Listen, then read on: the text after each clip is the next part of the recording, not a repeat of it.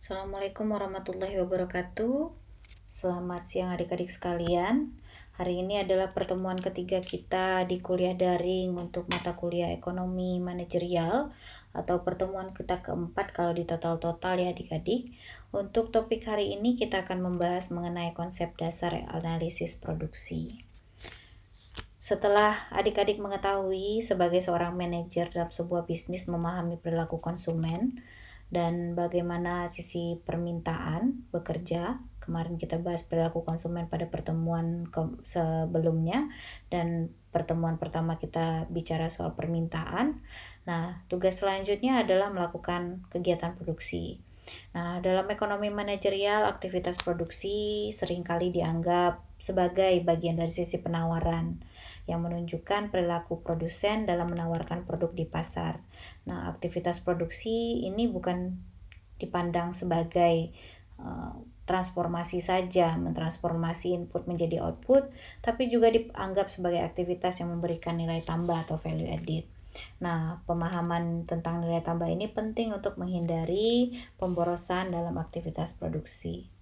Nah, sekarang kita masuk ke konsep dasar dalam sistem produksi, di mana produksi itu diartikan sebagai fungsi pokok di dalam setiap organisasi yang mencakup aktivitas yang bertanggung jawab untuk penciptaan nilai tambah produk yang merupakan output dari sistem organisasi tersebut, di mana skema sistem produksi itu terdiri dari input yang memiliki elemen tenaga kerja, modal, material, energi, tanah, informasi, dan manajerial yang kemudian diproses berupa transformasi nilai tambah yang menghasilkan output berupa produksi barang atau jasa, di mana mereka pasti tidak akan melupakan yang namanya umpan balik untuk pengendalian input, proses, dan teknologi. Nah, di dalam elemen proses kita tidak dapat terpisahkan dengan teori produksi, di mana dalam teori produksi itu pasti berfokus pada efisiensi.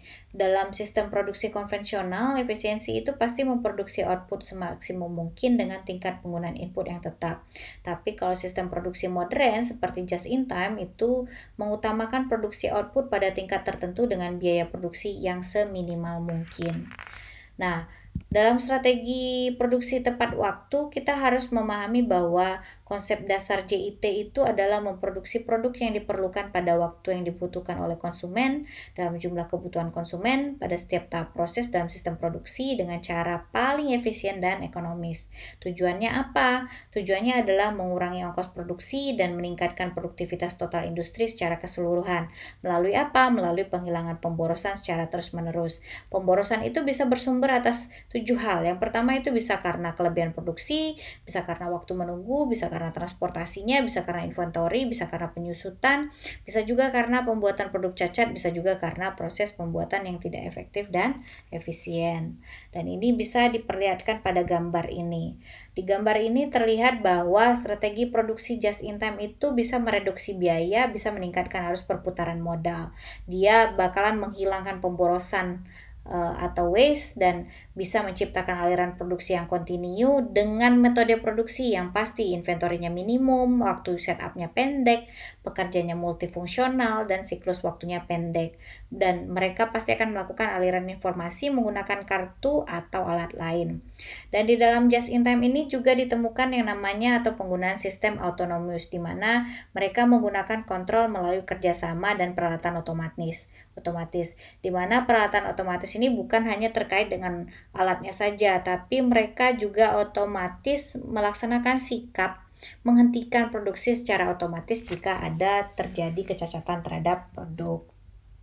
Nah, filosofi just in time adalah menghasilkan produk dalam jumlah yang sesuai dengan kebutuhan konsumen pada tempat dan waktu yang tepat. Tujuannya adalah menghilangkan pemborosan melalui perbaikan terus-menerus atau continue improvement dengan prinsip kerjakan secara benar pada waktu awal atau do it right the first time. Nah, di dalam pendekatan JIT, dalam pengendalian kualitas terpadu bertujuan membangun sikap berdasarkan 3 prinsip. Yang pertama, output yang bebas cacat adalah yang lebih penting daripada output itu sendiri. Yang kedua, cacat ataupun kesalahan itu dapat dicegah. Dan yang ketiga adalah tindakan pencegahan itu jauh lebih murah daripada pekerjaan ulang.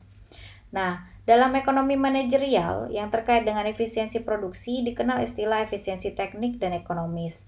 Efisiensi teknik mengacu pada tingkat output maksimum secara teknik produksi dapat dicapai dengan kombinasi input tertentu dalam proses produksi tersebut. Sedangkan efisiensi ekonomis mengacu pada kombinasi penggunaan input yang secara ekonomis mampu menghasilkan output tertentu dengan biaya seminimum mungkin pada tingkat harga input yang berlaku sekarang ini. Nah, secara konseptual, produksi diklasifikasikan dalam dua jenis, yaitu produksi jangka pendek dan produksi jangka panjang. Konsep produksi jangka pendek itu pasti mengacu kepada periode waktu produksi di mana terdapat satu atau lebih input yang bersifat tetap selama periode waktu ini, di mana periode ini tidak terkait dengan lama periode waktu tertentu.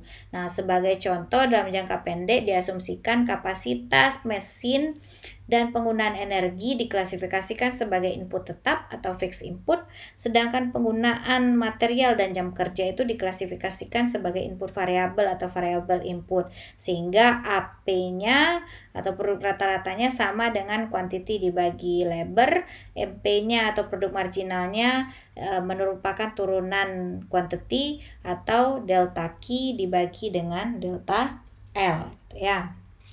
Nah, di dalam produksi jangka pendek kita mengenal yang namanya hukum kenaikan produk marginal yang berkurang, di mana ini dibunyikan apabila banyaknya unit dari input variabel meningkat sedangkan input yang lain dianggap konstan, maka akan tercapai suatu titik jenuh di mana setelah titik ini produk marginal dari input variabel akan berkurang. Ini pernah saya singgung di PIE, jadi kalau adik-adik ingin mengetahui lebih dalam coba lihat di PIE, di bahan PIE-nya. Dan di dalam proses produksi ini, beberapa indikator pengukuran yang dapat dilakukan untuk mengukur performansi sistem produksi itu ada 5. Yang pertama, kuantitas output yang diproduksi atau Q. Kemudian kuantitas penggunaan input seperti tenaga kerja, modal, energi, material. Kemudian yang terakhir produk marginal, setiap input yang mengatur tambahan output per unit tambahan input yang digunakan dalam proses produksi, di mana sering digunakan untuk mengukur produktivitas marginal dari input. Kemudian produk rata-rata dari setiap input yang mengukur rata-rata output per input yang digunakan, ini sering digunakan untuk mengukur produktivitas rata-rata input, atau juga elastisitas produk input yang bisa dihitung dengan delta Q dibagi delta I yang mengukur persentase perubahan output sebagai akibat perubahan penggunaan kuantitas input. Nah, dari kelima indikator di atas atau indikator ini kita perlu memahami secara lebih baik mengenai AP, MP, dan E. Dan oleh karena itu saya juga memperlihatkan ke adik-adik hubungan AP, MP, dan E. Dimana di sini adik-adik bisa lihat sendiri. Ketika MP-nya besar dari AP itu elastis. Yang terjadi adalah AP-nya pasti meningkat dan keputusan manajerial yang harus diambil adalah menambah penggunaan input. Nah, dalam situasi ini penambahan penggunaan tenaga kerja masih menguntungkan karena mampu memberikan tambahan output yang lebih besar hingga produktivitas rata-rata tenaga kerja akan meningkat. Nah, ketika MP kecil dari AP itu inelastik. Yang terjadi adalah AP-nya pasti menurun. Dan itu keputusan manajerial yang harus diambil adalah menurunkan penggunaan input. Nah, dalam situasi ini penggunaan tenaga kerja perlu dikurangi agar tetap mempertahankan atau meningkatkan produktivitas rata-rata tenaga kerja. Nah, penambahan penggunaan tenaga kerja dalam situasi di mana elastisitas output tenaga kerja lebih kecil, ini pasti akan menurunkan produktivitas rata-rata tenaga kerja. Dan yang terakhir adalah ketika MP-nya sama dengan AP itu adalah unitary, maka itu AP-nya maksimum dan itu harus tetap menggunakan input. Karena dalam situasi ini, produktivitas rata-rata tenaga kerja mencapai maksimum sehingga kondisi ini harus dipertahankan. Nah, hubungan antara MP, AP, dan E ini merupakan keputusan manajerial yang hanya berdasarkan faktor produksi, belum pada pertimbangan ekonomis. Pertimbangan ekonomis akan kita pelajari minggu depan. Nah, untuk hubungan elastisitas output dan tenaga kerja. Hubungan elastisitas output dan tenaga kerja bisa diperlihatkan pada tampilan ini. Terlihat bahwa ketika elastisitas tenaga kerjanya 1, maka delta L-nya meningkat tapi dampaknya pada produktivitas juga meningkat. Ketika delta L-nya menurun, produktivitasnya juga menurun. Tapi kalau seandainya di unitary, dia akan meningkat pada delta L, dan dampaknya pada tenaga kerja adalah tetap. Pada delta L-nya menurun, maka dampak tenaga kerjanya adalah tetap juga. Dan kalau seandainya ketika terjadi inelastis pada elastisitas output dari tenaga kerja, maka dia harus meningkat. Perubahan penggunaan input tenaga kerjanya meningkat, dampaknya menurun. Kalau seandainya penggunaannya menurun, dampaknya meningkat. Ini sistemnya terbalik. Nah, sekarang kita masuk ke bagian selanjutnya, yaitu konsep produksi jangka panjang atau long run production konsep. Di sini mengacu pada periode waktu produksi atau perencana produksi, di mana semua input dalam proses produksi merupakan input variabel, tidak ada yang tetap. Dan alat yang digunakan biasanya menggunakan kurva Isoquant dan Isocos. Nah, kurva Isoquant itu adalah kurva yang tempat kedudukan titik kombinasi yang menunjukkan semua kombinasi input yang mungkin secara fisik mampu menghasilkan kuantitas output yang sama. ISO-nya sama, kuantnya kuantitas. Nah, prinsipnya sama dengan kurva indifferent, makin ke atas dia makin tinggi gitu ya. Berarti yang paling tinggi itu adalah Q3-nya ya. Kemudian di sini kita bertemu dengan MRS, yaitu suatu tingkat di mana satu input dapat disubstitusi dengan input lain sepanjang suatu isoquant. Dan untuk kasus input modal dapat disubstitusi oleh input tenaga kerja yang dinyatakan dalam bentuk MRETS MPL bagi MPK, atau sama dengan min delta K dibagi delta LK. Itu capital, L itu adalah labor. Nah, sedangkan untuk isoquant kita juga harus mengingat bahwa isoquant ini menunjukkan kombinasi K dan L. Seperti yang saya bilang tadi, capital dan labor untuk menghasilkan quantity, di mana semakin ke atas semakin tinggi tadi. Nah, selanjutnya kita masuk ke kurva Isocos. Ini menunjukkan berbagai kombinasi input yang dapat dibeli untuk satu tingkatan pengeluaran biaya yang sama pada harga input yang tetap, di mana ISO itu sama, cost itu biaya. Prinsipnya sama dengan anggaran, makin ke atas makin besar, di mana ongkos produksi C itu sama dengan wage atau upah dikali L dikali labor ditambah R kali K, rate dikali dengan K itu adalah capital gitu ya.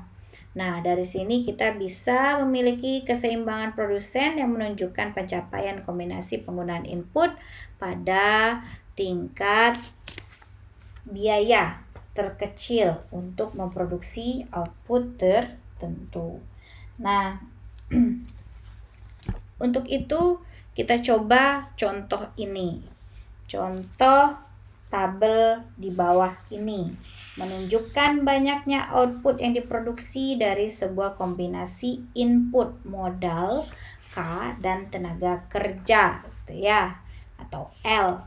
Nah, yang diminta adalah MPL dan EL, dan kemudian keputusan manajerialnya pada penggunaan input K-nya sama dengan 2. Berarti yang kita ambil adalah yang di tengahnya.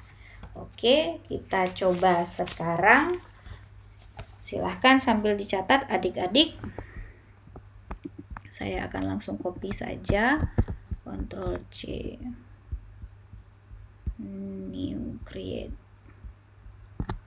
Ctrl F. Wow, jadi sangat besar sekali. Nah, ini dia. Nah, sekarang kita yang diminta itu adalah MPL, AP, kemudian EL ya. Nah, kita mulai dengan membuat kotak lagi. Yang pertama L-nya. L-nya kita sudah tahu tadi ini ya. Ctrl C, Ctrl V. Saya pikir ini cukup besar ya adik-adik, saya besarkan lagi ya.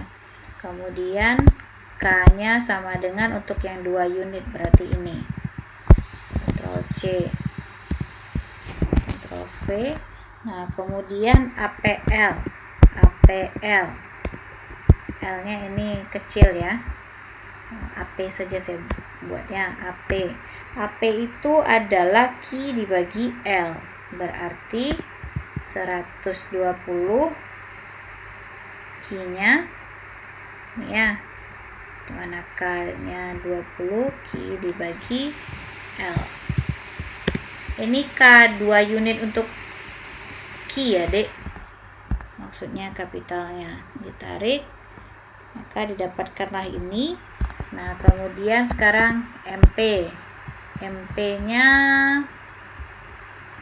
delta Q per delta L, berarti adik-adik sendiri bisa tahu bahwa ini dapatnya 120, maka ini dapatnya delta Q 260 dikurang 120, 140, kita kurang aja ya, 360 dikurang 260, ini kan sebenarnya seperti ini ya adik-adik ya.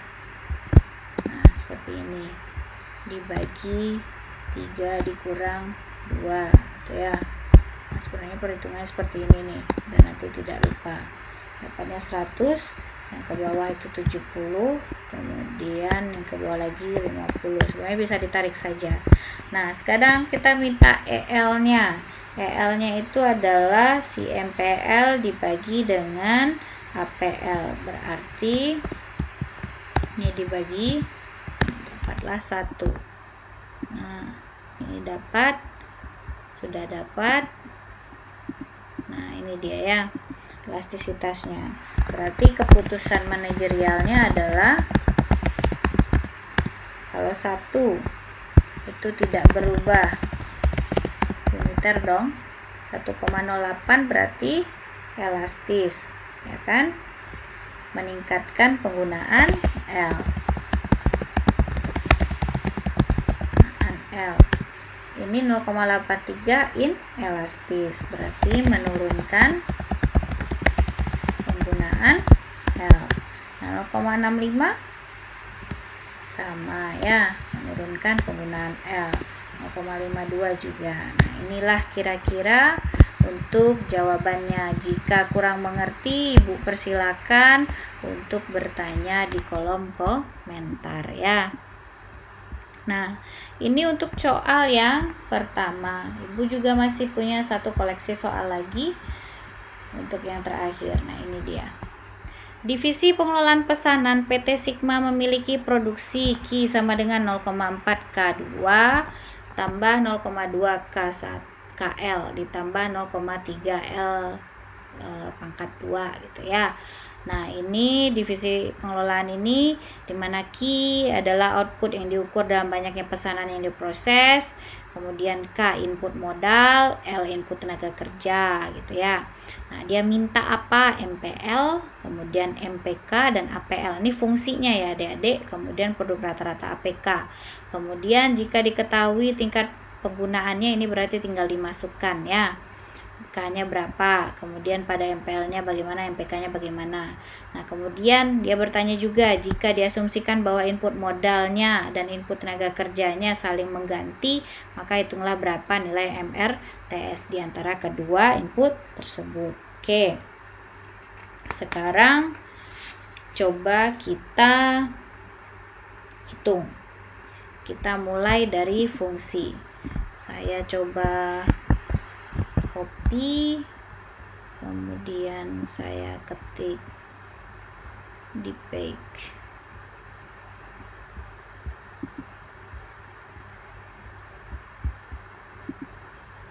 Oke, blank. Oke, blank. Nah ini dia. Saya ketik di sini.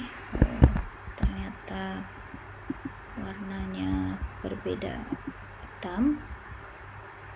Kita ganti 12 saja. Nah ini dia ya.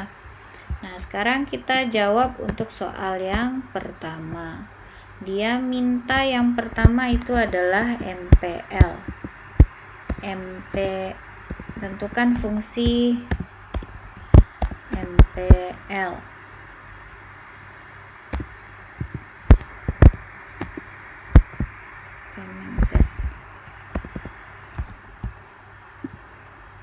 Saya copy aja ya, karena di sini kadang agak susah menemukannya. Sama dengan, nah fungsinya berarti MPL ini berarti Q dibagi L. Q dibagi L berarti ini tidak ada ya, berarti ini saja. Berarti MPL nya adalah 0,2 L 0,2 K dibagi L. Ini adik-adik delta Q dibagi delta L. Jadi dapatlah L nya pada hilang ya, 0,2 K ditambah 0,6 L. Ini ya, 2 dikali 0,3, 0,6 L. Ini kalau ditanya dari mana rumusnya Bu, ini adalah delta Q dibagi delta L. Nah, sedangkan untuk MPK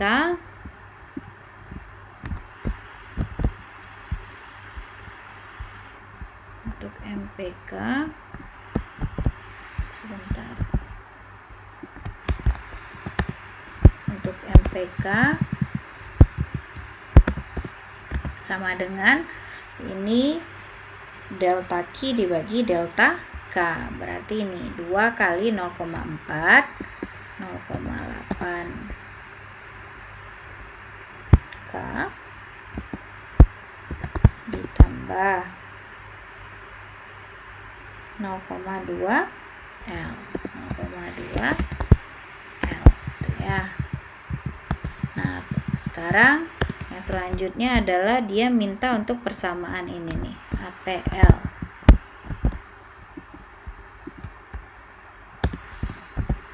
Nah, untuk APL sama dengan Q per L untuk si yang pertama untuk APL, sedangkan untuk APK berarti Q per K. Sekarang APL dulu, APL nya 0,4 K2 ini ya, ini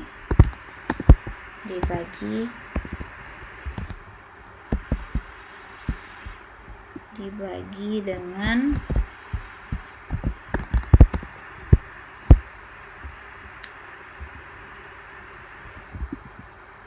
0,4 K2. Mohon maaf adik-adik kalau menggunakan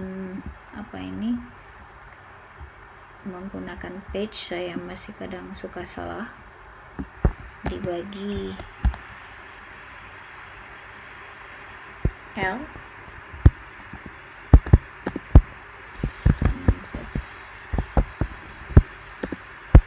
dibagi L, maka yang didapatkan adalah 0,4 K pangkat 2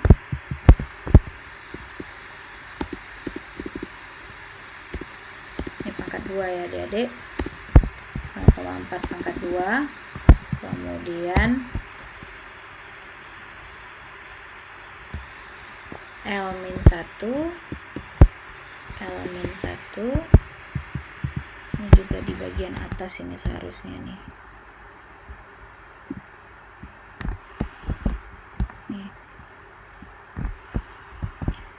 0,4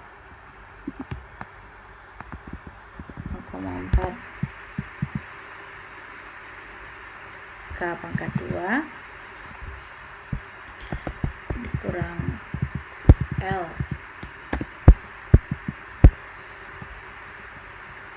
min 1, kemudian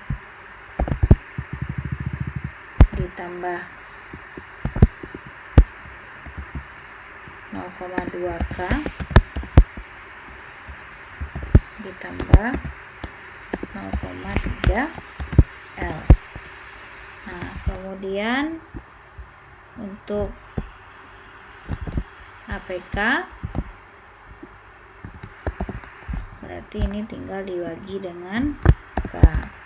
Jadi jawabannya adalah 0,4 K ditambah 0,2 L ditambah 0,3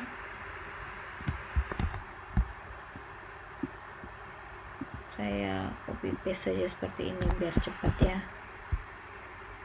0,3 L pangkat 2 kemudian ini K-1. Nah, inilah kira-kira untuk jawaban dari yang fungsi. Nah, pertanyaan keduanya adalah dia bertanya jika diketahui bahwa tingkat penggunaan input modal tenaga kerja K sama dengan 40 dan L 150. Nah, tenaga kerja, hitunglah output total Q, APL, APK, MPL, dan produk marginal. Berarti sekarang dengan ini kita ganti saja K-nya kita ganti dengan 40, kemudian L-nya kita ganti dengan 150. Maka didapatkanlah pesanan ini untuk MPL ya adik-adik, 0,6 150, 0,2 kali 40 98 pesanan. Kita juga diminta untuk Q ya. Q ini MPL sudah. Untuk Q, kalau untuk Q ini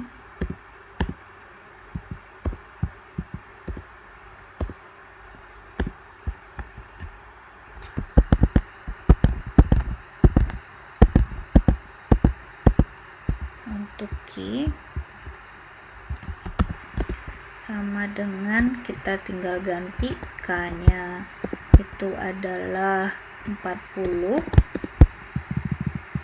ini K-nya lagi 40, L-nya adalah 150, L-nya 150. Maka didapatkanlah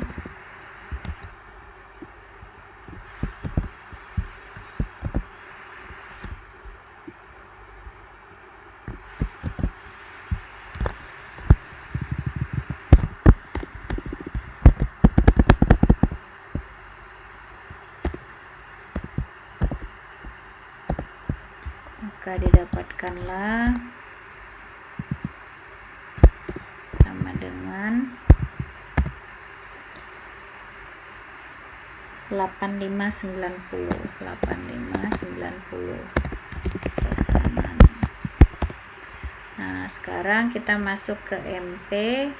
K-nya diganti lagi dengan 40, L-nya diganti dengan 150 sama dengan 62. Nah, untuk yang APL dan APK silahkan dikerjakan. Nanti kalau dapat silahkan tulis di kolom komentar. Sama seperti kemarin yang komen saya akan kasih bonus ya, bonus keaktifan ya. Jadi saya pengen lihat adik-adik mendengarkan saya apa tidak gitu ya. Nah, yang terakhir adalah dia sebutkan jika diasumsikan bahwa input modal dan input tenaga kerja dapat saling mengganti atau substitusi, maka hitunglah MRTS-nya. MRTS itu seperti yang saya paparkan tadi adalah min delta K dibagi delta L atau MPL dibagi MPK. Jadi bisa lihat sendiri MPL dibagi MPK. Ini untuk mendapatkan MRST. Maka dari sini kita bisa lihat MPL-nya dari kita dapat tadi 98 dibagi 62. Maka yang didapatkan adalah 1,58. Jadi nilai ini mengindikasikan, ini jangan lupa untuk di kesimpulan, nilai ini mengindikasikan bahwa setiap 1 unit input tenaga kerja atau 1 jam tenaga kerja mampu mensubstitusi 1,58 unit modal atau 1,58 jam komputer dalam menghasilkan kuantitas output yang sama atau isokuan. Nah, untuk pertemuan ini saya pikir cukup sampai di sini. Jika adik-adik punya pertanyaan, saya persilahkan untuk bertanya di kolom komentar. Jika ada kesalahan kata, saya mohon maaf karena segala kesalahan itu asalnya dari manusia gitu ya. Yang sempurna hanya milik Tuhan Yang Maha Esa. Nah, tetap sehat, tetap semangat. Saya tahu ada yang sudah mulai bosan, saya tahu ada yang mulai sudah, Bu, susah sih belajar dengan sistem seperti ini. Tapi besar harapan saya, adik-adik tetap semangat karena kita menghadapi hal seperti ini memang di luar dari perkiraan kita semua. Atas perhatian adik-adik saya ucapkan terima kasih. Bagi yang kurang mengerti atau ingin bertanya, saya silakan di kolom komentar. Akhirul kalam, assalamualaikum warahmatullahi wabarakatuh. Selamat siang.